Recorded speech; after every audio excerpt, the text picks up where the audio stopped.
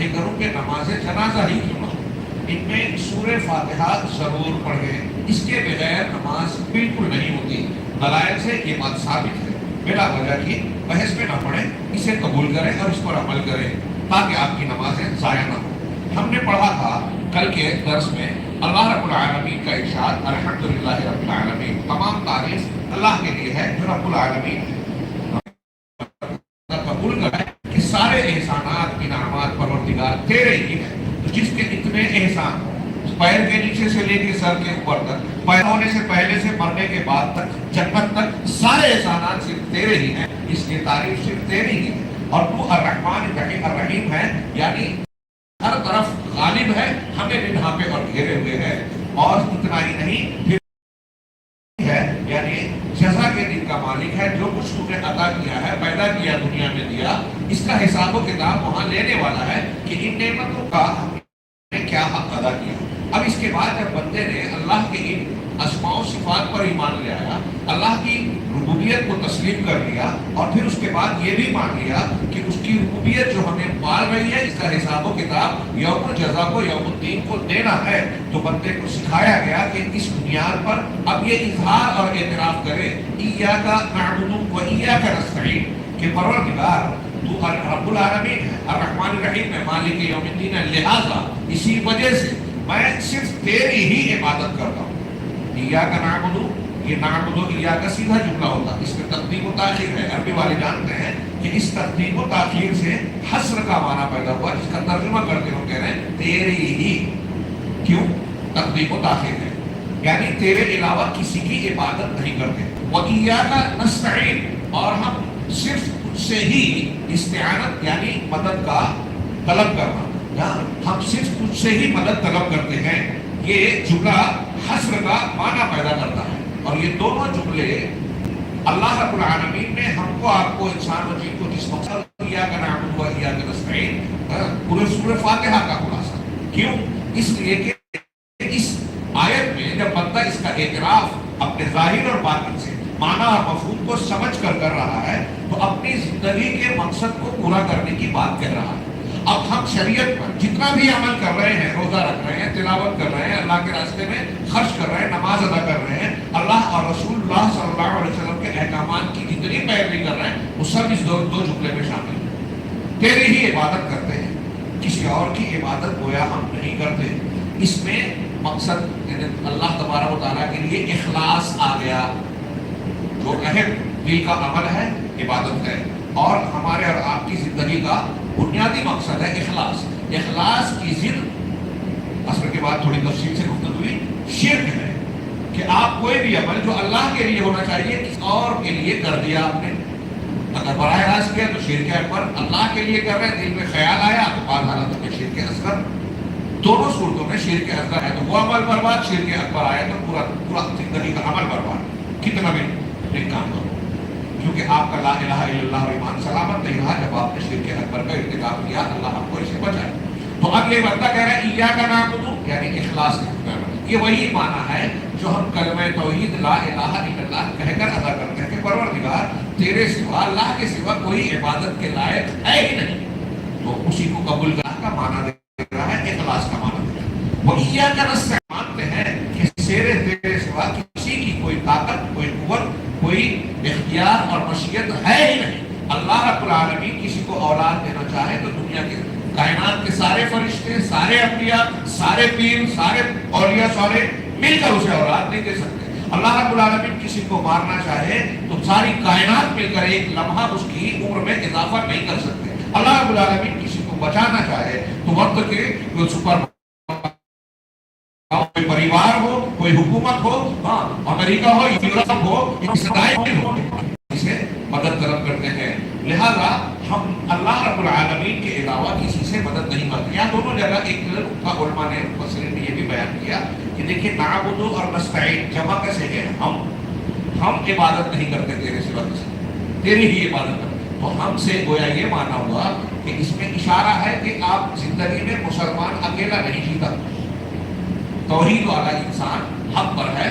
اگر کسی سماج اور معاشرے میں ایک ہے تو وہ اکیلا جماعت ہے، جیسے ابراہیم علیہ السلام، اور اگر کئی لوگ ہیں تو وہ اکیلا اپنی زندگی نہیں گزارے گا، جماعتی زندگی جینا چاہیے، باہمی طور سے ایک دوسرے کا نیکی اور اچھائی کے کاموں میں تعاون کیا جائے۔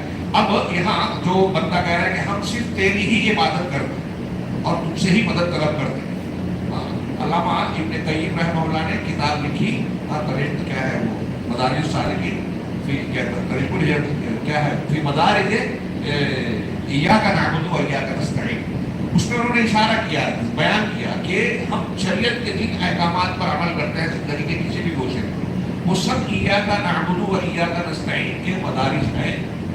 اب بندہ سورۃ الفاتحہ میں اللہ سے یہ عہد و پیمان کر رہا ہے ہر نماز کی ہر رکعت میں کہ صرف تیری ہی عبادت کرتے ہیں، تجھ سے ہی مدد طلب کرتے ہیں، لہذا اب کسی اور کو سجدہ کرنا، کسی اور سے دعا مانگنا، کسی اور کے نام کی نظر و نیاز کرنا، کسی اور کے لیے رکوع کرنا، کسی پیر صاحب کی پیشانی کو پیر کو چومنا، اس کی مزار کا طواف کرنا، جو آج ہم ویڈیو کلپس میں اور دوسری جگہوں میں دیکھ رہے ہیں، میں اس لیے اس کا تذکرہ کرتا ہوں کہ میں اپنے بارے میں کہوں، اپنی ذات کے بارے میں، کہ کئی چیزیں مناظر میں نے ایسے دیکھے کہ میں خود ہندوستان میں رہتے ہوئے، سعودی عرب میں اور عرب دنیا والے تو شاید میں جانتا ہوں، ہندوستان میں رہتے ہوئے میں خود یہ تصور نہیں کرتا تھا کہ آج بھی اتنی جہالت ہوگی کہ مزارات پر اور پیروں اور مریدوں کی مجلسوں میں لوگ اتنی گھناؤنی اور اتنا کھلا شرک کرتے ہیں، اور پیر صاحب اور پوری رضا اور اکبر کے ساتھ یہ کرنے دے رہے ہیں، جیسا کہ کلپس وغیرہ میں ہم دیکھ رہے ہیں آج کل بہت عام چیز ہو گئی ہے۔ تو بہت حیرت ہوتی ہے کہ قرآن و حدیث کے نام پر اسلام کی نسبت کے ساتھ باوجود کتنی بڑی یہ بدبختی ہے، محرومی ہے کہ آپ دریا میں ہیں اور پیاسے ہیں۔ یہ قرآن رمضان آیا ہے، قرآن پڑھیں، قرآن پڑھ لیں تو یہ جو گورکھ دھندے جھوٹے عقیدوں کے اور مذہب کے نام پر جو دکانیں چل رہی ہیں یہ بند ہو جائے گی، اس لیے کہ اللہ کے کلام میں اور رسول اللہ صلی اللہ علیہ وسلم کے فرامین میں کم سے کم عقیدے اور ایمان کی بات میں بالکل واضح تعلیمات موجود ہیں۔ اگر کوئی آدمی اپنے آپ کو شعور کا تھوڑا سا استعمال کرے تو آسانی سے توحید کے مباحث کو، بنیادوں کو سمجھ سکتا ہے۔ قرآن کو اللہ نے آسان کیا ہے اور اللہ رب العالمین نے انسانوں کو، ہم کو، آپ کو مکلف بنایا، محتاج نہیں رکھا اللہ نے عقیدے اور ایمان کے معاملے۔ ہر رمضان آتا ہے قرآن سے جوڑنے کے لیے، ہم کئی رمضان گزار دیتے ہیں، بہت سارے ایمانیات کے معاملات کو بطور عادت، بطور رسم انجام دے رہے ہیں۔ یہی وجہ ہے کہ قرآن بھی پڑھ رہے ہیں اور گمراہیاں بھی ہمارے درمیان جو ہے پسری ہوئی ہیں، پھیلی ہوئی ہیں۔ تو یہ بہت ایاک نعبد و ایاک نستعین جو ہر نماز میں ہم پڑھتے ہیں نا، اس کے معنی اور مفہوم کو تازہ کیجیے ہمیشہ اپنے ایمان کو، جب جب یہ آیت پڑھیں اس کے معنی اور مفہوم کو، اور اس کا معنی اور مفہوم بڑا وسیع ہے، میں جتنا بیان کروں کم ہے، یہ سمندر ہے، ہم چند قطرات کی بات کر رہے ہیں، صرف اشارے کر رہے ہیں۔ تو شیخ ربی کہتے ہیں کہ اب استعانت اور عبادت اللہ کے لیے خاص ہے، بندے نے یہ کہہ دیا اور یہ اللہ رب العالمین کا حق ہے۔ اب اگر کسی اور کی عبادت کی تو شرک اکبر ہے۔ اسی طریقے سے اگر کسی اور سے استعانت کی، مدد طلب کی، تو یہ بھی شرک اکبر ہے۔ یہاں تھوڑا سا ایک وضاحت کی کہ اللہ کے علاوہ مخلوق سے ایسی چیزوں میں کوئی چیز طلب کرنا، مدد مانگنا جس کی اللہ کے سوا کوئی قدرت نہیں رکھتا، چاہے براہ راست ہم اس انسان کو، مخلوق کو مدد کرنے والا مانے یا بالواسطہ، وہ کام جو صرف اللہ کرتا ہے، اگر کسی انسان سے آپ نے اس میں مدد مانگی تو یہ شرک اکبر ہوگا، اور ایسا کرنے والا انسان جو ہے وہ دین سے، اسلام سے نکل جائے گا، اس کا لا الہ الا اللہ سلامت نہیں رہے گا، کوئی عبادت قبول نہیں ہوگی۔ ہاں کوئی ایسا شخص، کوئی ایسی مخلوق ہے جو کسی کام کی قدرت رکھتی ہے، موجود ہے، طاقت رکھتا ہے، مخلوق ہے، موجود ہے، ہاں اب آپ نے اس سے کوئی چیز کی مدد مانگی، کوئی چیز طلب کی تو یہ شرک نہیں ہے۔ ابھی جیسے یہاں بیٹھے ہوئے لوگ ہیں، ہمارے بزرگوں میں سے کوئی کہے کہ بھائی فلاں پانی لا کے دے دیجیے، تو یہ پانی طلب کرنا، کہنے کے ذریعے مدد مانگی، آپ نے دوسرے سے مانگا، شرک ہے نہیں۔ جس طرح وہ مانگ رہا ہے اس طرح وہ دے بھی سکتا ہے۔ تو یہ انسان کی اپنی طاقت اور قوت کے درمیان میں، قوت، طاقت اور قوت کے دائرے میں ہے، تو ایسی چیزوں کا مطالبہ کرنا شرک نہیں کہلائے گا۔ ہاں اسی طرح تو یہ جائز استعانت ہے، اور نیکی اور مومنین کا آپس میں نیکی اور تقوی کے کاموں پر ایک دوسرے کا تعاون ہے، بلکہ ان کاموں میں اللہ رب العالمین نے ایک دوسرے کی مدد کرنے کا حکم دیا ہے۔ اسی طرح استعانت، مخلوق سے ایسی استعانت کرنا جس پر اللہ تبارک و تعالیٰ کے سوا کوئی طاقت نہیں رکھتا، اسے ہم اس حدیث کی روشنی میں سمجھ سکتے ہیں کہ حضرت ابن عباس رضی اللہ تعالیٰ عنہ کو اللہ کے رسول صلی اللہ علیہ وسلم نے سواری پر سوار ہوتے ہوئے کہا کہ بچے کچھ باتیں میں آپ کو بیان کر رہا ہوں، لیکن تربیت کی اللہ کے رسول صلی اللہ علیہ وسلم نے ایک بچے کی، ہمیں بچوں کو یہ سکھانا چاہیے، احفظ اللہ یحفظ کا، احفظ اللہ تمہیں محفوظ، اور اللہ رب کو یاد رکھو تو اسے اپنے سامنے پاؤ گے۔ اس کے بعد جو کہا کہ اس سے پہلے کہا تھا انی اعیذک بکلمات، اسے چھوڑ آگے اللہ کے رسول نے فرمایا اذا سألت فاسأل اللہ واذا استعنت فاستعن باللہ، کہ جب مانگو تو صرف اللہ سے مانگو اور مدد طلب کرو تو صرف اللہ سے مدد طلب کرو۔ اور اگلا جو جملہ کہا وہ عقیدے کے طور پر ہمارے ذہن و دماغ میں بٹھا لینا چاہیے۔ میرے سامنے جو تفسیر ہے دکتور ربی نے اس پر بڑی تفصیلی گفتگو کی جو میں نہیں کر پاؤں گا، وقت اجازت نہیں دیتا۔ انہوں نے کہا کہ دیکھیے اس آیت میں اور اس حدیث میں جو اس کی تفسیر کر رہی ہے کہ مانگو مدد مانگو تو صرف اللہ سے، اور اللہ کے رسول نے آگے کہا کہ یہ بات جان رکھو، ذہن میں بٹھا لو کہ پوری کائنات پوری امت مل کر بھی اگر تمہیں کوئی فائدہ پہنچانا چاہے کوئی فائدہ نہیں پہنچا سکتا سوائے اتنا جتنا اللہ چاہتا ہے۔ اللہ نے لکھ رکھا ہے تقدیر میں، جو اللہ کا فیصلہ ہے اور اللہ نے اپنے فیصلوں کو تقدیر میں لکھ رکھا ہے۔ اور پھر اگلا جملہ کہا کہ یہ بات جان رکھو کہ اگر پوری امت پوری کائنات پوری دنیا مل کر تمہیں کوئی نقصان پہنچانا چاہے تو نہیں پہنچا سکتے الا اتنا ہی جتنا اللہ رب العالمین نے لکھ رکھا ہے تمہارے خلاف۔ تو اصل کون ہوا حباب اور حسان ہے، اس کا حل کون کرے گا؟ کہ کسی عام انسان کو بادشاہ اپنے دربار میں بلائے، آج کی تاریخ میں وزیر اعظم یا کچھ کلیکٹر منسٹر کہہ لیجیے، بلا کے کہے کہ تجھ کو کیا چاہیے میرے منسٹری سے، یا بادشاہ کہے کہ تجھے کیا چاہیے بول، میں اس کو دینے کو تیار۔ اب وہ جو عام آدمی میں سے ہے دربار میں بادشاہ کے سامنے کہے کہ نہیں بادشاہ سلامت، میں آپ سے کیسے مانگ سکتا ہوں، گستاخی ہوگی، میں ذرا چھوٹا آدمی ہوں، میں آپ سے نہیں بولوں گا، آپ کے بیٹے سے، آپ کے وزیر سے، فلاں سے بولوں گا، وہ میری جو طلب ہے گزارش ہے چاہت ہے آپ تک پہنچا دیں۔ یہ بادشاہ کا ادب ہوگا یا بے عزتی ہے؟ بتائیے۔ شاہ اسماعیل نے یہ مثال بیان کی تقویت الایمان میں، یہ وسیلے باز جو شخصیات سے کر رہے ہیں وہ یہ کہ اللہ کہہ رہا ہے مجھ سے مانگو، مجھ سے دعا کرو، میں دوں گا، دعا قبول کروں گا۔ یہ کہہ رہے نہیں اللہ سے نہیں، بزرگوں سے بولیں گے۔ کون؟ جو خود دعاؤں کے محتاج ہو چکے ہیں۔ تو ایاک نعبد و ایاک نستعین کو اچھی طرح سمجھا جائے، اس کی آج ہمیں آپ کو سب کو جو لوگ شرک نہیں بھی کر رہے ہیں ان کو بھی ضرورت ہے کہ ہم پریشان ہو جاتے ہیں دنیا کے مسائل میں نشے و فراز میں۔ ایاک نعبد و ایاک نستعین میں جب ہمارے اندر اخلاص اور توکل ہوگا نا تو مصیبتوں میں جو حضرت ابراہیم علیہ السلام نے جناب محمد رسول اللہ صلی اللہ علیہ وسلم نے کہا تھا وہی ہمارے زبان سے اور دل سے نکلے گا، اور اللہ ایسے بندوں کو ضائع نہیں کرے گا۔ حسبنا اللہ ونعم الوکیل، اللہ ہمارے لیے کافی اور بہترین کارساز ہے۔ اب یہی شیخ نے یہ بحث کی کہ اس میں تقدیر پر ایمان بھی آ گیا کہ سب کچھ اللہ کرتا ہے اور تقدیر میں طے شدہ ہے، کوئی بھی مصیبت اور پریشانی پہنچتی ہے سب اللہ رب العالمین کا فیصلہ ہے، لہذا تقدیر پر ایمان رکھنا چاہیے، اور تقدیر پر ایمان کا فائدہ اللہ پر توکل اور سب کچھ اللہ کرنے والا ہے۔ یہ عقیدہ ہمیں اور آپ کو کچھ خوبیاں دیتا ہے، جس میں سے ایک یہ ہے کہ آپ اور ہمارے اندر صبر مضبوط ہوتا ہے۔ اللہ نے فرمایا آج جو پڑھی گئی آیت مبشر الصابرین الذین ولنبلونکم بشیء من الخوف والجوع ونقص من الاموال والانفس والثمرات، کہ ہم تمہیں ضرور آزمائیں گے، آج کی قرات میں تراویح میں پڑھی گئی کہ ہم تمہیں ضرور آزمائیں گے بشیء من الخوف، کچھ خوف دے کر۔ یہ ڈر پیدا ہوا ہے آج اچھے مسلمان سہمے میں، بابری مسجد کا سودا ہوا کہ انوامی کا کر رہے ہیں، ایسا لوگوں کا کہنا ہے، اور ان کا کرنا اور کچھ کرنے والے ہیں۔ یہ خوف ہے، دہشت ہے، ہم عوام ہی نہیں خواص بھی، ہم تمہیں کچھ خوف سے آزمائیں گے۔ وَلَنَبْلُوَنَّكُمْ بِشَيْءٍ مِّنَ الْخَوْفِ وَالْجُوعِ، بھوک سے، وَنَقْصٍ مِّنَ الْأَمْوَالِ، مالوں میں کمی کر کے، وَمِنَ الْأَمْوَالِ أَنفُسٍ، جانوں میں کمی کر کے۔ ہم زندہ ہیں، ہمارے رشتہ دار بھائی بہن والدین کسی کا انتقال ہو جائے، یہ جان میں کمی ہے، وَالثَّمَرَاتِ، اور پھلوں میں کمی کر کے۔ آج آپ کو کوئی اور کاروبار ہے، اس کاروبار میں کوئی نقصان ہو جائے تو ایسی کمی کر کے ہم تمہیں ضرور آزمائیں گے۔ یہ ڈبل تاکید کا ترجمہ ہوتا ہے۔ اب جب یہ آزمائش آئے گی تو کیا کرنا ہے؟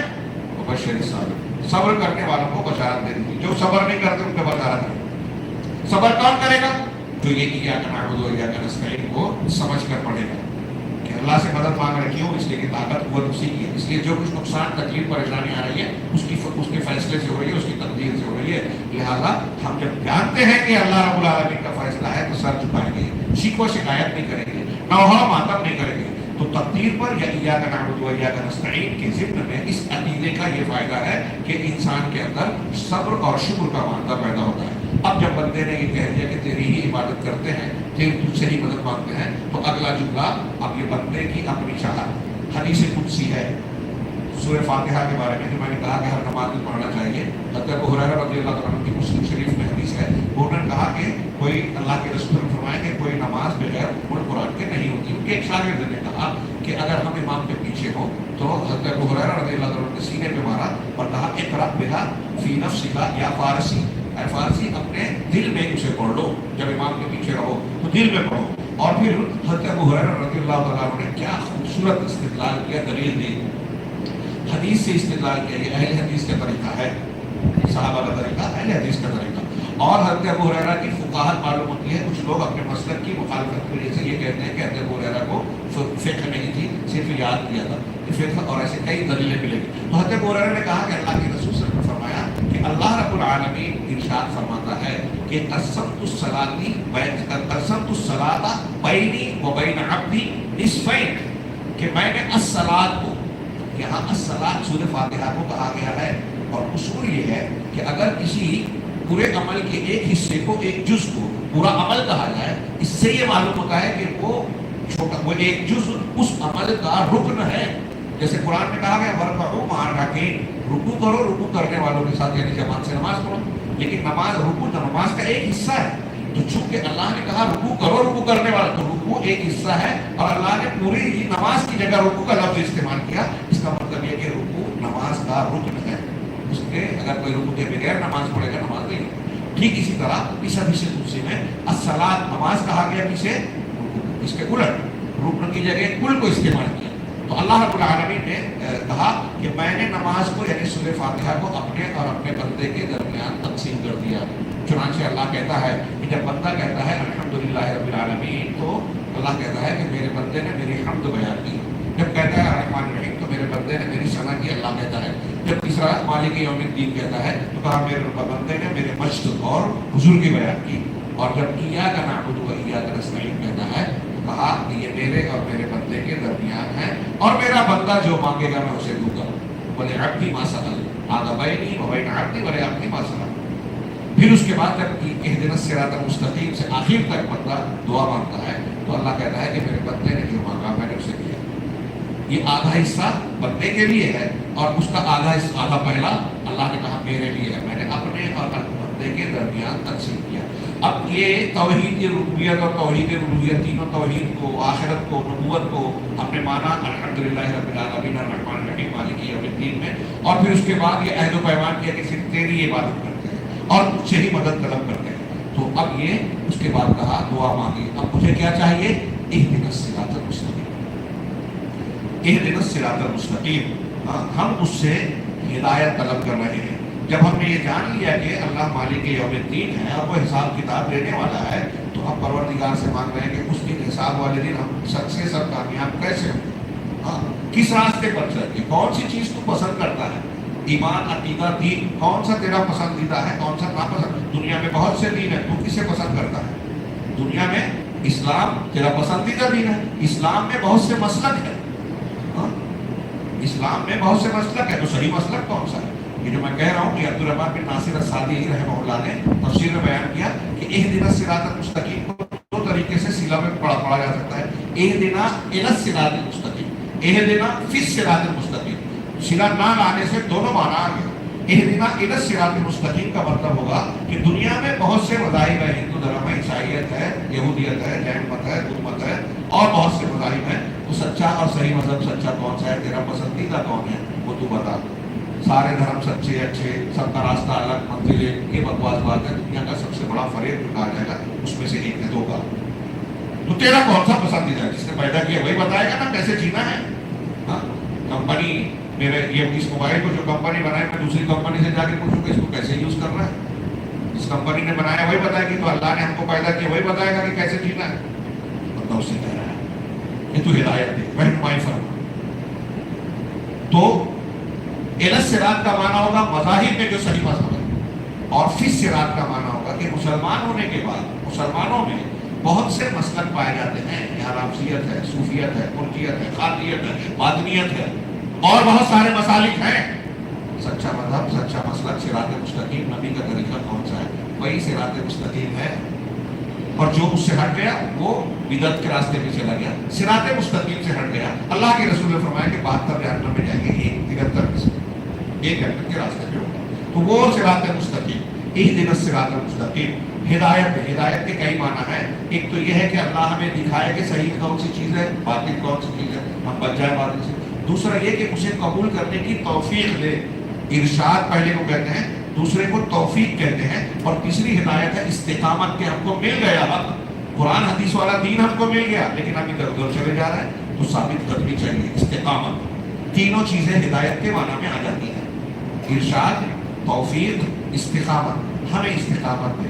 نماز پڑھ کے جب ہم پڑھتے ہوئے جب ہم یہ سورے پڑھ رہے ہیں تو ہم کو دین مل گیا ہے، قرآن مل گیا ہے، تو اب اللہ سے دعا مانگ رہے ہیں کہ اس میں جو صحیح اور صحیح باتیں ہیں اسے قبول کرنے کی توفیق دے اور اس پر قائم رہنے کی توفیق دے۔ یہ ہے ہدایت، اہدنا الصراط المستقیم۔ اور صراط مستقیم کیا ہے؟ ایمان ہے، توحید ہے، قرآن ہے، جناب محمد رسول اللہ صلی اللہ علیہ وسلم کی ثابت شدہ ساری تعلیمات ہیں۔ اب شیخ عبدالربی نے یہاں ایک بہت پیاری بات کہی کہ اہدنا الصراط المستقیم سے جب دعا شروع ہو رہی ہے، اس صورت میں اللہ نے ہم کو آپ کو اللہ سے مانگنے کا سلیقہ بھی سکھایا ہے۔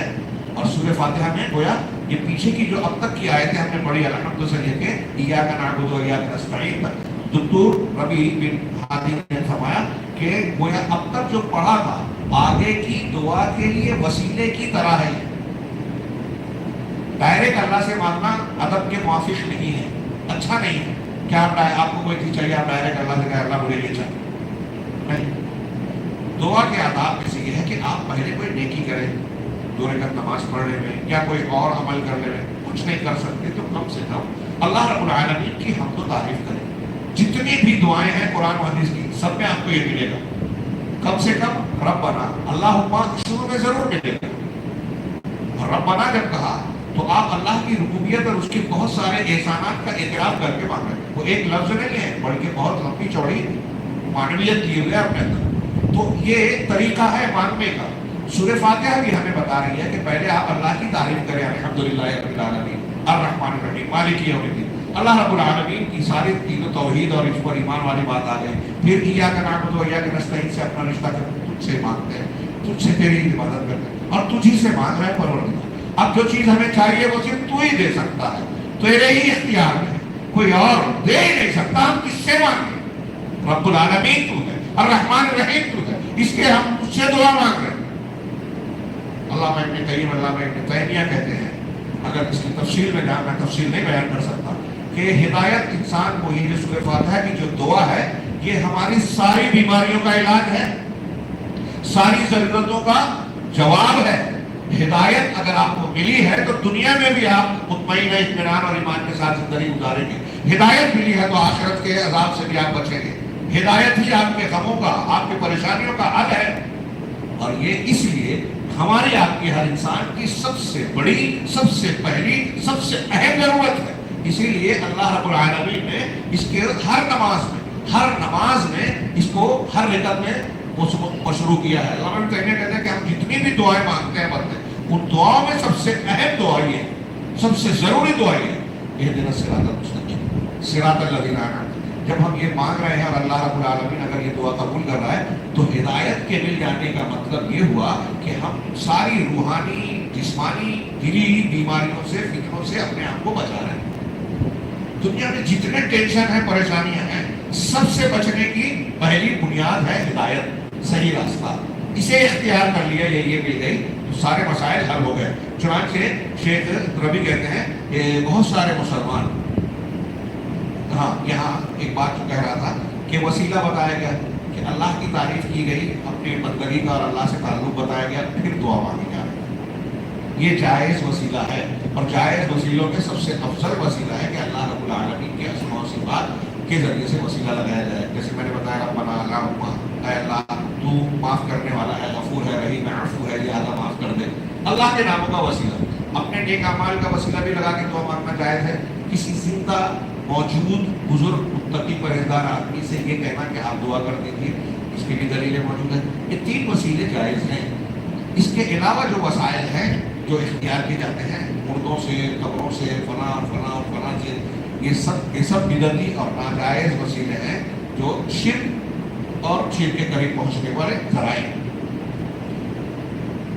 شیخ ربیع نے کہا کہ یہاں افسوس اور حیرت کی بات ہے کہ عوام اور جاہل لوگوں کی بات چھوڑیے، بہت سارے خواص جن کو عام لوگ علماء سمجھتے ہیں، جن کو عام لوگ دانشور مانتے ہیں، جو بڑی بڑی پوسٹ پر ہیں، ان کی کتابیں ہیں، تفسیر لکھ ڈالی، ان کو بھی جائز مشروع وسیلہ اور بدعتی وسیلے کا فرق نہیں معلوم.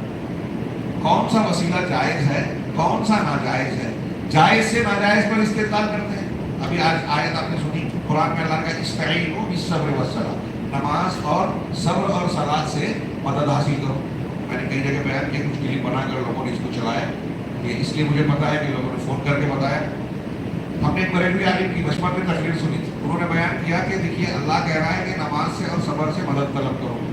تو اس نے پبلک سے سوال کیا کہ یہ بتاؤ کہ نماز اللہ ہے کیا؟ لوگوں نے کہا نہیں. صبر اللہ ہے کیا؟ لوگوں نے کہا نہیں. کہا نماز اللہ نہیں ہے، ہاں صبر اللہ نہیں ہے، پھر بھی اللہ کہہ رہا ہے کہ ہم سے مدد مانگو. نماز اللہ نہیں ہے لیکن اللہ والی ہے، صبر اللہ نہیں ہے لیکن اللہ والا ہے. اس سے پتہ چلا کہ اللہ والی اور اللہ والے سے مدد مانگی جا سکتی ہے. نعرہ تکبیر. یہ قرآن کے ساتھ کھلواڑ، اللہ رب العالمین کے کلام کا غلط معنی کشید کر کے لوگوں کو گمراہ کرنا، قرآن کے نام پر گمراہ. ڈرتے نہیں ہیں اللہ سے. ابھی میں نے بتایا کہ 3 وسیلے جائز ہیں، اس میں ایک وسیلہ ہے نیک اعمال کا. صبر اور نماز نیک اعمال ہے. اللہ وسیلہ میں ساری تفاصیر آپ کو یہ ملے گی کہ اللہ رب العالمین کی طرف جو ہے صحیح راستے کی کیا نام ہے وسیلہ پکڑو. نیک اعمال کے ذریعے سے قربت کر کے جو قرآن و حدیث میں بتائے ہوئے طریقے ہیں قربت کے، وہ اختیار کر کے، تو وہ جائز وسیلہ وہ ہے. اور یہ شخصیات کا کہ فلاں کے جاہ و مرتبے کے ذریعے سے، شیخ رفاعی کے ذریعے سے، شیخ عبد القادر جیلانی کے واسطے سے، شاہ خواجہ اجمیری کے واسطے سے، اللہ کے رسول صلی اللہ علیہ وسلم کے حق کے نبی سے. ہمارے یہاں بریلی تبلیغی جماعت کے حضرات بھی واقعہ بیان کرتے ہیں کہ آدم علیہ السلام کو جنت سے نکالا گیا استغفار کرتے ہوئے رسول اللہ صلی اللہ علیہ وسلم کا وسیلہ لگا کے دعا مانگی. جھوٹی حدیث ہے. تمام محدثین اس کو رد کرتے ہیں، قرآن کی دعا کے خلاف ہے. اور اللہ کے رسول صلی اللہ علیہ وسلم کا کسی شخصیت کا وسیلہ لگانا تمام اہل سنت والجماعہ، یہاں تک کہ امام ابو حنیفہ، امام شافعی، امام محمد، امام ابو یوسف جو حنفی مسلک کے اساتید کہلاتے ہیں، ان کے نزدیک بھی حرام ہے. علماء دیوبند کے یہاں بھی نبی صلی اللہ علیہ وسلم کا وسیلہ لگا کے دعا مانگنا جائز کہا جاتا ہے. اور میں آپ کو اس لیے یہ بیان کر رہا ہوں کہ یہ بات ایاک نعبد و ایاک نستعین کے معنی کے خلاف ہے. ہم صرف تجھی سے مدد مانگتے ہیں، صرف تجھ سے ہی استعانت کرتے ہیں. ہمارے یہاں جو سعودی عرب سے چھپ گیا تھا شبیر احمد عثمانی صاحب کا حاشیے والا قرآن، اور اس پر بین لگ گیا. اس میں 2 بنیادی غلطیاں بیان کی گئی. اس میں سے ایک یہ تھی کہ اس آیت کی تفسیر میں انہوں نے یہ کہا کہ ہم تیری سے ہی مدد طلب کرتے ہیں، لیکن کسی کو مستقل سمجھتے ہوئے کسی سے مدد نہیں مانگتے. ہاں ذریعہ سمجھتے ہوئے کچھ لوگوں سے مدد مانگتے. شرک کا دروازہ کھولا. ظاہر سی بات ہے کہ کیا کرنا بدو کیا کرنا کہ اسلام کی بنیاد اور ہمارے عقیدے کی بنیاد ہے، اسی میں سیدھ لگ رہی تھی.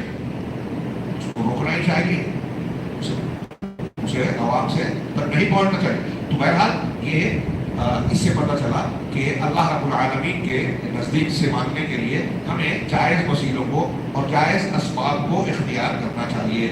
یہ وسیلے سے متعلق کچھ لمبی بحثیں ہیں، میں کسی اور موقع پر وسیلے سے متعلق گفتگو کریں گے. بعض جو ذرائع وہ لوگ دیتے ہیں وہ اس کی حقیقت کیا ہے. آگے بڑھتے ہیں. اللہ تعالیٰ نے سکھایا کہ اہدنا الصراط المستقیم.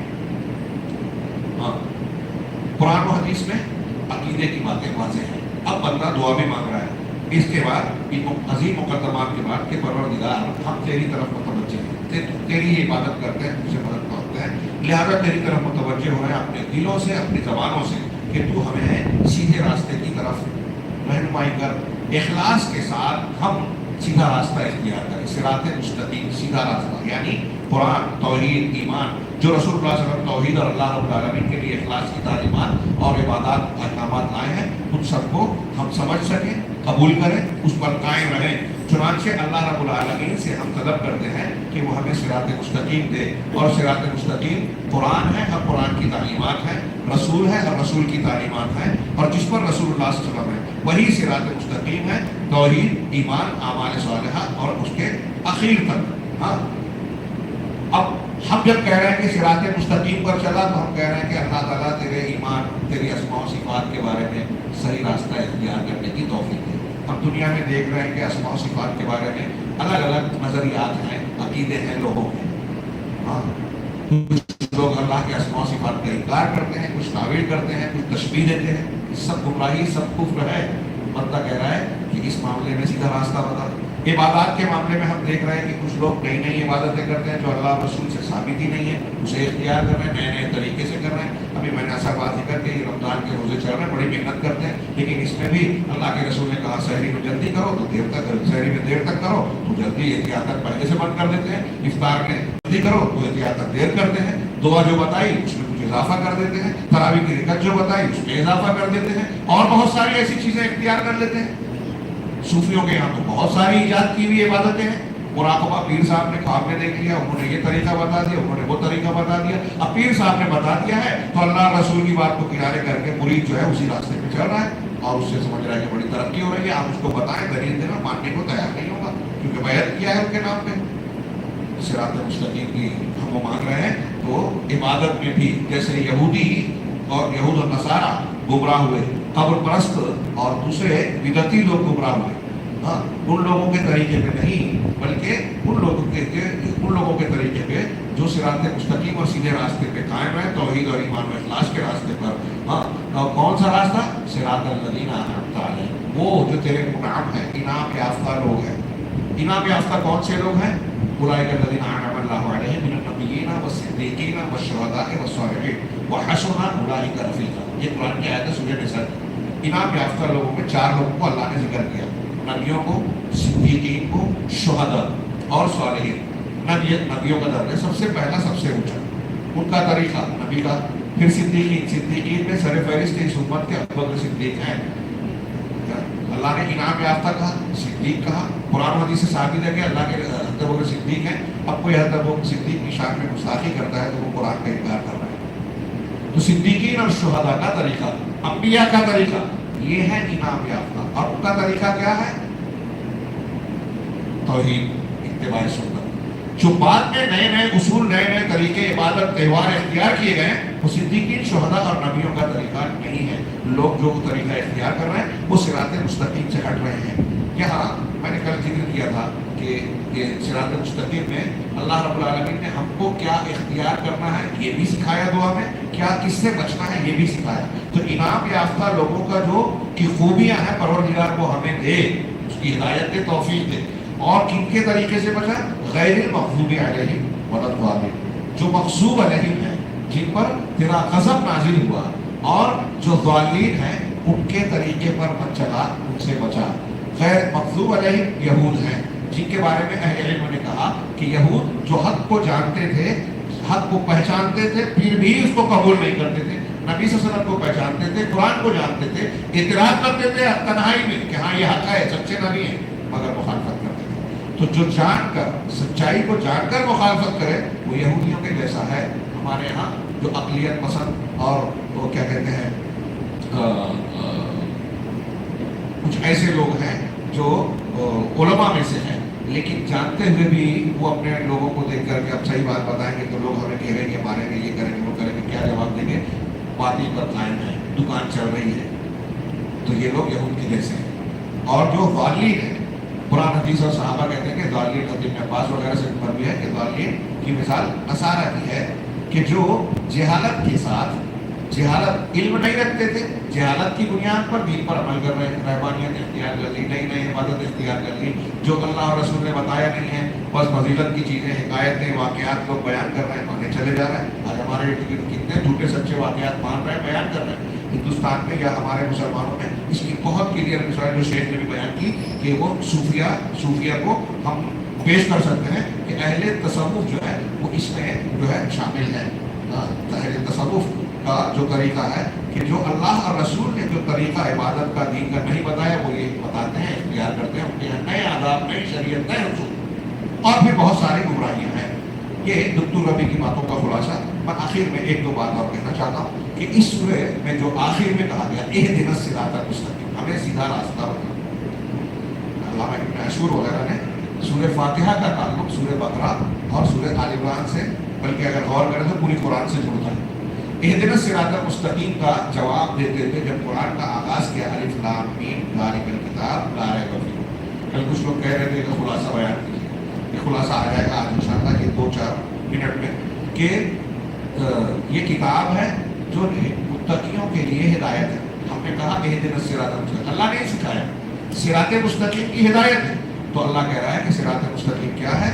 جو متقیوں کے لیے ہدایت، یہ قرآن پورا قرآن کی تعلیمات ہے۔ آپ کی اس دعا کا یہ جواب ہے علمی طور پر، اور اس دعا کا، اس پورے قرآن کا چلتا پھرتا نمونہ محمد رسول اللہ صلی اللہ علیہ وسلم ہے، جو انعام یافتہ لوگوں میں سر فہرست ہے۔ انعمت علیہ محمد رسول اللہ صلی اللہ علیہ وسلم کی نبوت آ گئی، آپ کی رسالت آ گئی، آپ کی تعلیمات آ گئی۔ اگر کوئی رسول اللہ صلی اللہ علیہ وسلم کی تعلیم کو قبول نہیں کرتا تو وہ انعمت علیہ کی تعلیم کو قبول نہیں کر رہا ہے، اللہ تعالیٰ کے ہدی للمتقین کو قبول نہیں کر رہا ہے۔ تو یہ ہدایت اللہ تبارک و تعالیٰ نے کہا سکھایا اہدنا الصراط المستقیم لا ہدی للمتقین۔ اب یہ کہنے کے بعد سورہ بقرہ میں آپ غور سے سنیے گا، بہت مختصر کہہ رہا ہوں، جو لمبی تفصیل کا متقاضی ہے، شارٹ میں کہہ رہا ہوں کہ متقیوں کی چند صفات بتائی۔ الذین یؤمنون بالغیب ویقیمون الصلاۃ ومما رزقناہم ینفقون۔ یہ متقی اصول ایمان بیان کیے گئے۔ متقی کون لوگ ہیں؟ روزہ متقی بنانے آئے ہیں۔ صرف آپ روزہ رکھ کے یہ تراویح پڑھو، اور ابھی کل دیکھا وہ شارٹ کٹ والی تراویح چل رہی ہے، لوگوں نے دین کو سمجھا ہی نہیں۔ یہاں میں رک کے کہہ دوں، شاید یہ بات آئے یا نہ آئے، کہ لوگ سمجھتے ہیں کہ رمضان میں پورا قرآن ختم کرنا اہم ہے۔ اچھی بات ہے، کرنا چاہیے۔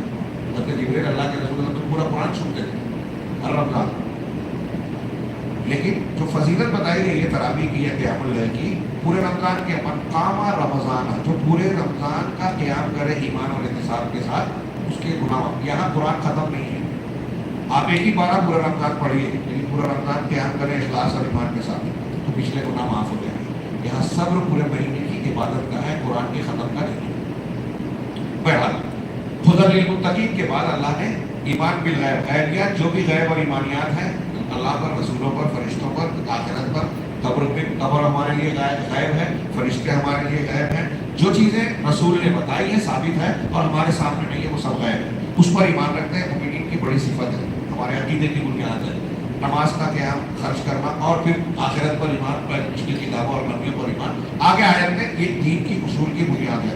متقیوں کی کچھ صفات بیان کی گئی ہے، یہ ہدایت ان لوگوں کے لیے ہے جو متقی ہیں، اور متقی ایسے ایسے۔ اب متقی کون نہیں ہے، تو اس کے فوراً بعد 2 آیتوں میں کافروں کا ذکر ہے۔ ان الذین کفروا سواء علیہم انذرتہم ام لم تنذرہم لا یؤمنون۔ 2 آیتوں میں کافروں کا ذکر ہے، ان کی صفت بتائی گئی۔ پھر اس کے بعد تقریباً 13-14 کچھ کم و بیش آیتوں میں منافقین کا ذکر ہے۔ اہم بات ہے، مومنین کا 3-4 آیت میں، کافروں کا 2 آیت میں، منافقین کا 13 آیتوں میں۔ یعنی منافقین زیادہ خطرناک ہے، بچنا چاہیے۔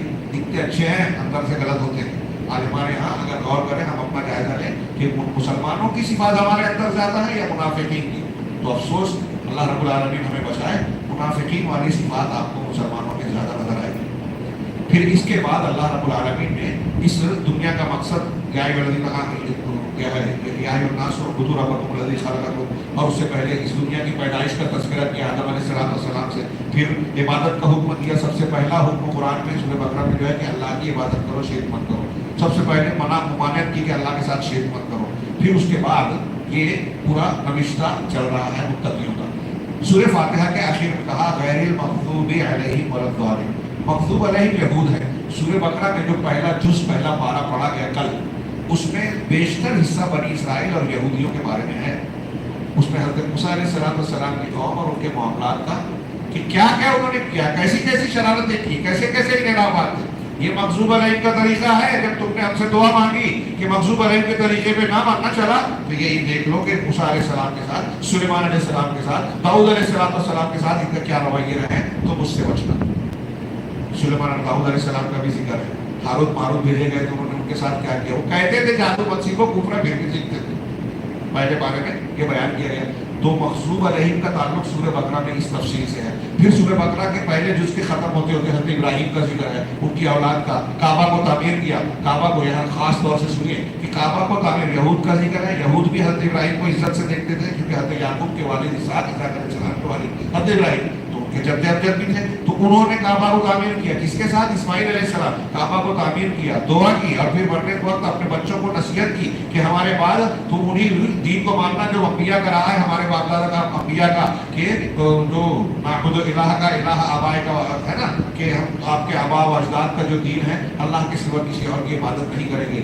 یا بولیں یا بنیا کیا ہے, ان اللہ اصطفی لکم الدین فلا تموتن الا وانتم مسلمون. یعقوب نے اپنے بیٹوں سے مرنے کے وقت کہا کہ بیٹے اللہ نے تمہارے لیے ایک دین کو منتخب کیا ہے, تمہاری موت آئے تو اسی دین پر آنا چاہیے, مسلمان رہنا.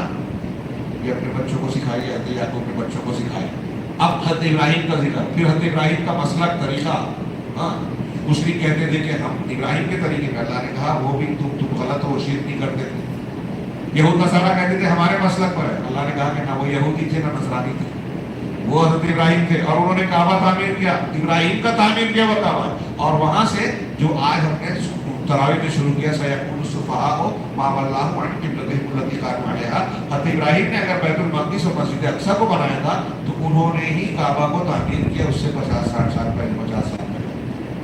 تو یہ ان کا تعمیر کیا ہوا ہے. اور محمد رسول اللہ صلی اللہ علیہ وسلم کی آخری شریعت ان کی اولاد اسماعیل کے ذریعے سے کس نسل میں آئی ہے, لہذا اس قبلے کو تحویل کر کے اس کو قبلہ مقرر کیا جاتا ہے. لہذا تم کو تعجب نہیں ہونا چاہیے, اعتراض نہیں ہونا چاہیے, یہ بھی تو ابراہیم علیہ السلام کا قائم کیا ہوا ہے. لیکن یہ اللہ رب العالمین نے بطور آزمائش مقرر کیا.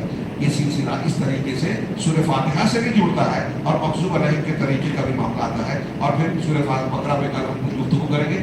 آخری بات کہ ولضالین, یہ ضالین کے طریقے پہ نشرہ جو گمراہ ہے, جو گمراہ ہیں وہ نصارہ ہے.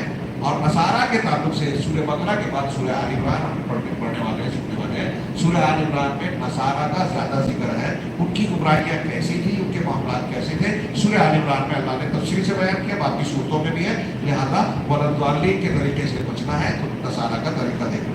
اور میں یہ کہنا چاہوں گا کہ اب اس دعا کو, صراط مستقیم کو سامنے رکھیے اور قرآن کو سامنے رکھ کے مسلمانوں کے حالات دیکھیے. تو مسلمانوں میں بہت سارے مسلک اور طریقے ہیں, اس میں بہت سارے لوگ مغضوب علیہم والضالین کے طریقے کو اختیار کر رکھے ہیں. میرے سامنے علامہ ابن قیم کی کچھ عبارتیں ہیں, وہ زیادہ ہو جائے گا اس لیے اس کا ذکر نہیں, صرف میں یہاں 2-3 جملے نقل کروں. انہوں نے کہا کہ سورہ فاتحہ میں جو عبد المالک رمضانی نے یہ کہا کہ سورہ فاتحہ ہماری ساری بیماریوں کا علاج ہے.